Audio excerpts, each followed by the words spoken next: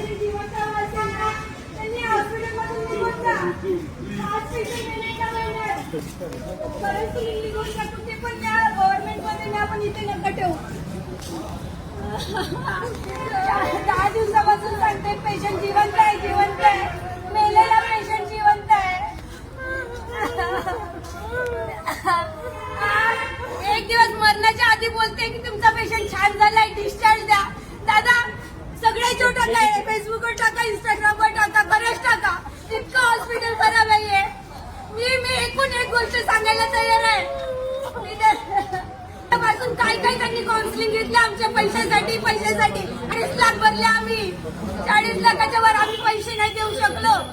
40 लाखाच्या वर पैसे नाही दिले म्हणून त्यांनी म्हटलं आम्हाला बाहेरून आणा, बाहेरून मेडिसिन आणा. बाहेरून 6 लाखाची मेडिसिन आणली आम्ही. बाहेर घेऊन जायचं, बाहेर कसा नेणार काही समजत नाही. माणूस बाहेर कसा नेणार, कसा नेणार आयसीयूचा माणूस बाहेर. एका महिन्यात 5 लोक मरतात, 60 लोक रुपये घेऊन. तुम्ही पेशंटला वाचवू शकत नाही. कसला दवाखाना आहे तुमचा?